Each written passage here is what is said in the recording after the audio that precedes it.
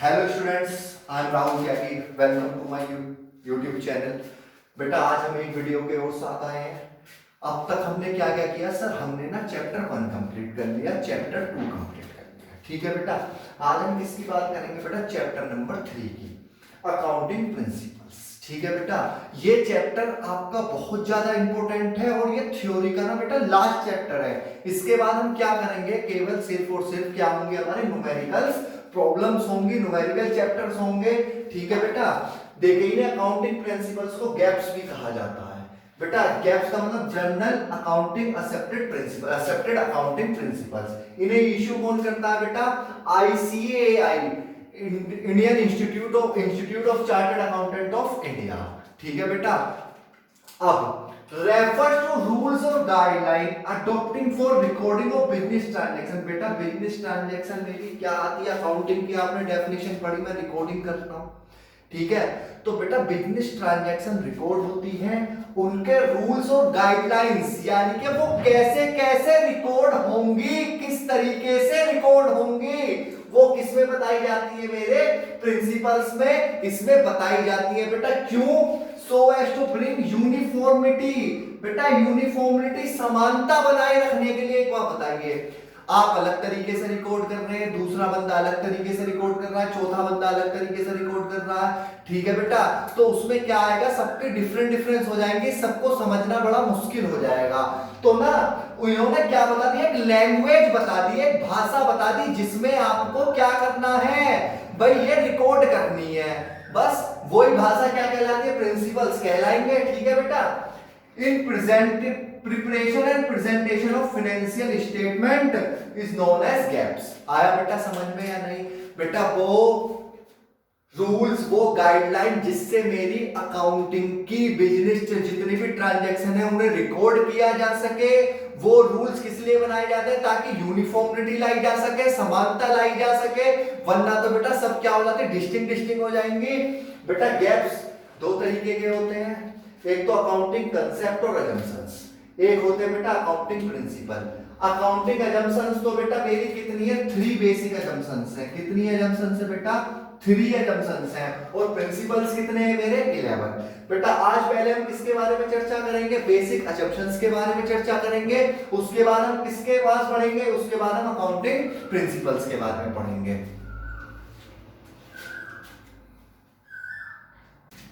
Hello students, बेटा अभी हमने किसके बारे में बात करी थी? अकाउंटिंग प्रिंसिपल, कंसेप्ट और अजम्पशन। हमने बेसिक पढ़ा था। अब हमने बताया था कि अकाउंटिंग कंसेप्शंस जो होती है वो मेनली 2 पार्ट में बटी हुई होती है, एक अकाउंटिंग प्रिंसिपल और एक अकाउंटिंग कंसेप्ट या फिर अजम्पशंस। सबसे पहले हम किसके बारे में बात करने वाले हैं बेटा? सबसे पहले हम बात करने वाले हैं अजम्पशंस के बारे में। सर ये अजम्पशंस क्या होते हैं बेटा? कुछ धारणाएं जो मानी जाती है बिजनेस के बारे में, उन्हें क्या कहा जाता है? अजम्पशंस। बेटा ये मेनली 3 टाइप्स की होती है, गोइंग कंसर्न अजम्पशन, दूसरी कंसिस्टेंसी और थर्ड एक्रूवल अजम्पशन। सर ये क्या होती है आप हमें बताएंगे? हाँ बेटा हाँ, सुनिएगा। गोइंग कंसर्न का मतलब क्या होता है बेटा? चलते जाना। यानी कि मैं ये एज्यूम, एक बार बताइएगा, आप कोई बिजनेस शुरू कर रहे हैं तो आप क्या सोच के चलते हैं? सर हम ये सोच के चलते हैं कि हमारा ना प्रॉफिट होगा। अच्छा बेटा, सबसे पहले प्रॉफिट छोड़कर हम क्या सोच के चलते हैं? कि बिजनेस ना हमारा लंबे समय तक चलेगा। तो बेटा यही वो अजम्पशन है। It is assumed that business will continue its operation for a longer period of time। यानी कि मेरा बिजनेस अपने ऑपरेशन को लंबे समय तक चलाएगा, यानी कि मेरा बिजनेस लंबे समय तक चलेगा। Will not be sold और liquidate, मुझे बंद करने की और बेचने की आवश्यकता नहीं पड़ेगी। सर ये तो बड़ा आसान था। हाँ बेटा, तो बताइए क्या बताया मैंने? सर आपने बताया गोइंग कंसर्न का अजम्पशन का मतलब होता है चलते रहना। यानी कि मैं जब बिजनेस शुरू करता हूं तो क्या सोच के शुरू करता हूं? कि मेरा बिजनेस लंबे समय तक चलेगा, मुझे नियर फ्यूचर में उसे बेचने की या बंद करने की आवश्यकता नहीं पड़ेगी। ठीक है बेटा, अकॉर्डिंग टू दिस कंसेप्ट, बेटा कंसेप्ट कह लीजिए या अजम्पशन कह लीजिए, जो मेरी फिक्स एसेट होती है, बेटा कौन सी होती है फिक्स एसेट? सर आपने बताया था बेसिक अकाउंटिंग टर्म से फिक्स एसेट वो होती है जिन्हें मैं रीसेल पर्पस के लिए नहीं खरीदता, जिन्हें मैं प्रोडक्शन के लिए खरीदता हूं। ठीक है, is recorded at there cost price. Cost price का मतलब क्या होता है बेटा, जितने में मैंने वो खरीदी होंगी, लेस डेप्रिशिएशन। डेप्रिशिएशन का होता है बेटा सर, डेप्रिशिएशन होता है जो मेरी बिजनेस की एसेट होती है ना, यूज करने की वजह से उसकी वैल्यू कम होती चली जाती है, उसे डेप कहते हैं। तो अब दोबारा पढ़िएगा, इस कंसेप्ट के अकॉर्डिंग फिक्स एसेट जो रिकॉर्ड करी जाएंगी वो कॉस्ट प्राइस में से जितने की खरीदी होगी उसमें से डेप माइनस कर दूंगा।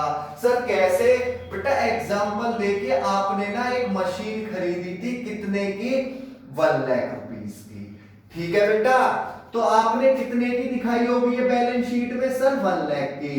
अब 1 ईयर कंप्लीट हो गया बेटा, इसकी लाइफ कितनी थी, 10 इयर्स लाइफ थी, यानी कि ये मशीन कितने साल चलती, सर 10 साल चलती। तो बेटा एक बात बताइए, 1 ईयर कंप्लीट हो गया, हाँ सर हाँ।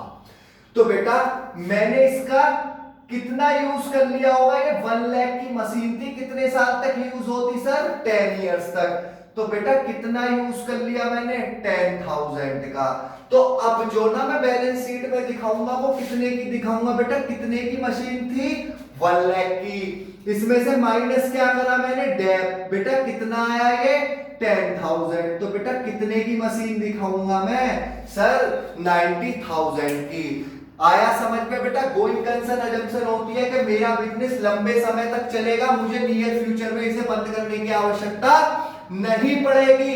इसी कंसेप्ट के आधार पर मैं जो मशीन दिखाता हूं उसमें से डेप माइनस करके दिखाता हूं। जैसे मैंने आपको बताया कितने की मशीन लाया था बेटा, 1 लाख की, डेप कितना लग गया, 10,000 का। तो बेटा अब मैं कितने की दिखाऊंगा, 90 की। अगली साल फिर डेप लगेगा, अगली साल फिर डेप लगेगा बेटा 10,000 का, तो मैं कितने की दिखाऊंगा अब, सर 80,000 की। यानी कि मैं फिक्स एसेट को डेप माइनस कर दिखाता हूं, किसके अकॉर्डिंग, गोइंग कंसर्न अजम्पशन के अकॉर्डिंग। क्लियर है बेटा इतना, हाँ सर हाँ। अब बात किसकी करेंगे बेटा, कंसिस्टेंसी अजम्पशन की। चलिए बेटा बात करते हैं सेकंड अजम्पशन की। पहली अजम्पशन की हम बात कर चुके हैं, गोइंग कंसर्न अजम्पशन क्या होती है, मेरा बिजनेस लंबे समय तक चलेगा, जब तक मेरे पास कोई वैलिड रीजन नहीं होगा तब तक मैं उसे बंद नहीं करूंगा। कंसिस्टेंसी अजम्पशन क्या कहलाती है बेटा, एक बात बताइए, ये कहती है मैंने एक बार जो मेथड, ठीक है, मैंने एक बार जो मेथड यूज कर लिया उसे मैं क्या करूंगा, लंबे समय तक चलाऊंगा। एक बार जो according to this assumption accounting practice once selected and adopted should be applied consistently year after year.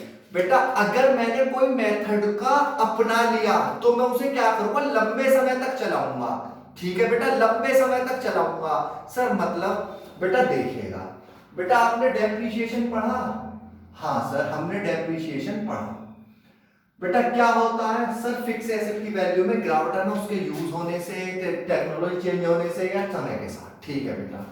मैंने कोई मशीन खरीदी है बेटा 1 लाख की, ठीक है, उस पर डेप लगता है बेटा 10%।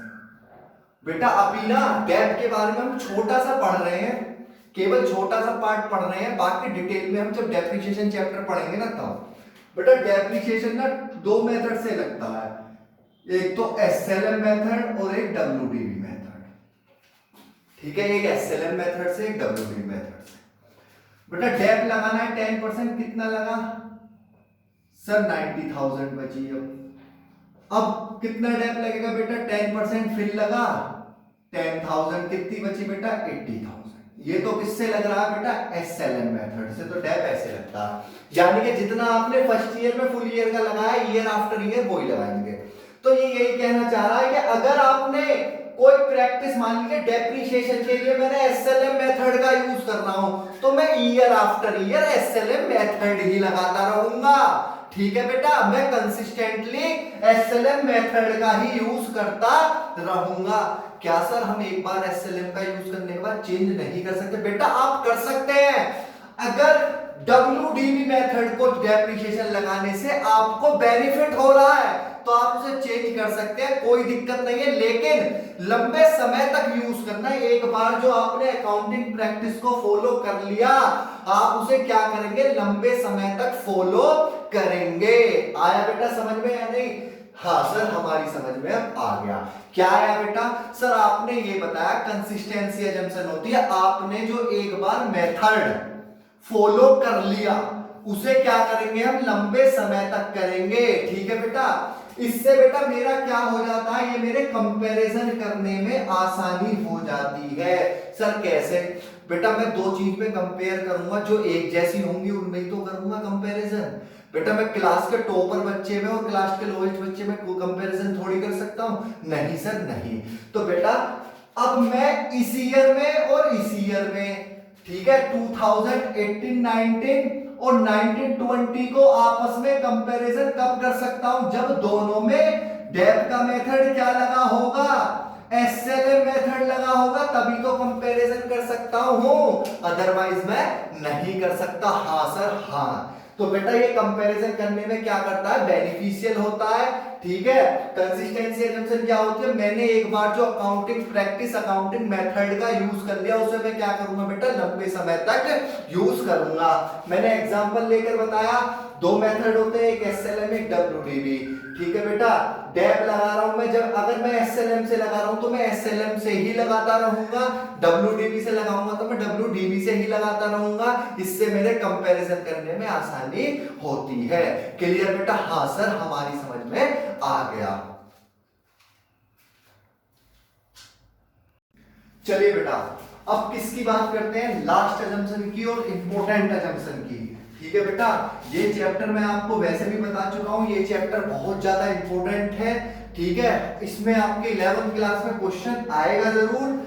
Accrual assumption. बेटा एक्रूअल अजम्पशन क्या होती है? एक्रूअल अजम्पशन कहती है बेटा, मेरा ना रिवेन्यू चाहे मुझे मिला है या नहीं मिला, अमाउंट रिसीव हुई है या नहीं हुई, लेकिन मुझे कुल कितना रिवेन्यू हुआ है उसे मैं इस साल को इस साल में दिखाऊंगा। सर जैसे बेटा सपोज करिए आपने ना सेल करी है, सेल करिए बेटा, सेल कैश में करिए बेटा 10,000 की, और क्रेडिट में करिए आपने बेटा 40,000 की। तो बेटा आपको एक बात बताइए, आपको रिवेन्यू कितना हुआ? सर हमें ना रिवेन्यू हुआ 10,000 का, क्योंकि हमें 10,000 मिले। बेटा यही तो गलती है, कुल आपने कितने की सेल करी है? सर 10,000 की कैश में, 40,000 की क्रेडिट में, टोटल सेल कितना करा है? 50,000। तो बेटा मेरा रिवेन्यू कितना हुआ है? 50,000। चाहे मुझे मिला है या नहीं मिला, मैं टोटल कितना दिखाऊंगा? पूरे 50,000 से दिखाऊंगा। आया समझ में या नहीं? एक्रूअल अजम्पशन कहती है मुझे जितना रिवेन्यू हो रहा है मैं उतना दिखाऊंगा, चाहे मुझे रिसीव हुआ है या नहीं हुआ। ठीक है बेटा, आया समझ में या नहीं आया? सर एक बार और बता दीजिए। बेटा मैंने कैश सेल करी थी 10,000 की, क्रेडिट सेल करी थी 40 की, तो मैंने टोटल सेल कितने की करी है? सर 50 की। तो बेटा इससे मतलब नहीं है मुझे पैसा कितना मिला है, मेरी टोटल सेल कितनी हुई है इस साल में। मेरी इस साल सेल हुई है 50 की, तो मैं इस साल 50,000 की दिखाऊंगा, क्या है पैसा मिला है या नहीं मिला। सर अब समझ में आ गया। एक्रूअल अजम्पशन कहती है कि मुझे जिस साल का रिवेन्यू है उस साल में ही दिखाना है, क्या है मुझे रिसीव हुआ है या नहीं हुआ। शाबाश बेटा। According to this assumption revenue, बेटा अभी केवल रिवेन्यू की बात कर रहा हूं, revenue are recognized in the period of their occurrence, जिस पीरियड में वो हो रहे हैं, जिस साल में वो हो रहे हैं, rather than when they are receive और पेड, क्या है वो मुझे रिसीव हुए हैं या नहीं हुए। ठीक है बेटा, चाहे मैंने वो रिसीव हुए हैं या नहीं हुए, लेकिन कुल कितना रिवेन्यू हुआ है 50 का। Thus revenue is recorded when sales are made, जब बेटा मेरी सेल्स होगी, इससे मतलब नहीं है। Not when cash is receive, जब कैश रिसीव होगा उससे मतलब नहीं होता बेटा। क्यों? क्योंकि जिस दिन आपको कैश रिसीव हो रहा है उस दिन आप सेल नहीं कर रहे हैं, उस दिन आपको पैसा रिसीव हो रहा है, क्योंकि आपने उसकी सेल पहले करी होगी। आया समझ में? तो बेटा रिवेन्यू रिकॉग्नाइज करेंगे जिस दिन मेरी सेल हो रही होगी, ना कि जिस दिन मुझे पेमेंट मिल रहा होगा। क्लियर बेटा इतना? हाँ सर हाँ, इतना हमारा क्लियर हो गया। चलिए बेटा अब किसकी बात करते हैं? हम एक्सपेंस की बात करते हैं। बेटा सपोज करिए आपने ना, आपके यहाँ पर स्टाफ है, आप उसे सैलरी देते हैं 6000 पर मंथ। तो बेटा पूरे साल की कितना देना है आपको? 72,000। हाँ सर हाँ, लेकिन बेटा आपने ना पेड कितनी करी है सैलरी अभी? सर हमने पेड करी है 60,000 की। तो बेटा कितने से दिखाएंगे? सर हमने पेड करी है 60 की, तो हम 60 से दिखाएंगे। नहीं बेटा, टोटल सैलरी कितनी देनी थी? सर टोटल सैलरी हमें देनी थी 72,000 की। तो बेटा मैंने अभी आपसे क्या बताया? क्या है, पेड हुआ है या नहीं हुआ? इस साल का खर्चा कितना था? 72,000 का। तो बेटा उसे कितने से दिखाएंगे? 72,000 से ही दिखाएंगे। आप उसे 72,000 से शो करेंगे। क्या है, वो पेड हुआ है या नहीं हुआ? आ जाइए बेटा। Similarly, expenses are recorded in the accounting year in which they have occurred. उसी अकाउंटिंग ईयर में रिकॉर्ड करने जिस ईयर में वो हुए हैं। Even through cash is paid in the next. क्या है, उसका पैसा मैं बाद में दे रहा हूं, लेकिन बेटा जिस दिन वो हो रहे हैं, जिस अकाउंटिंग पीरियड के वो खर्चे हैं, उसी अकाउंटिंग पीरियड में दिखाऊंगा। यानी कि बेटा अगर मैं आपसे कहूं कमीशन मुझे 10,000 देना था, पर मैंने 8,000 दिया है, तो आप कितना दिखाएंगे बुक्स ऑफ अकाउंट में? सर हम ना कमीशन पूरे 10,000 का दिखाएंगे। बेटा मैं पूछता हूं आपसे, क्यों दिखाएंगे बेटा 10,000 का जबकि मैंने 8,000 पेड किया है? सर क्योंकि हमारी ना अकाउंटिंग की अजम्पशन है, एक्रूअल अजम्पशन, वो कहती है क्या है, कैश पेड हुआ है या नहीं हुआ। लेकिन इस साल का जो टोटल खर्चा है वो मैं इसी साल रिकॉर्ड करूंगा, क्या है वो पेड हुआ है या नहीं हुआ। सेम उसी तरीके से इस साल की जो इनकम है वो इसी साल में रिकॉर्ड होगी, क्या है पैसा मुझे रिसीव हुआ है या नहीं हुआ। जिस दिन कैश रिसीव होगा उस दिन मैं कैश रिसीव की एंट्री करूंगा, जिस दिन कैश पेड करूंगा उस दिन कैश पेड की एंट्री होगी।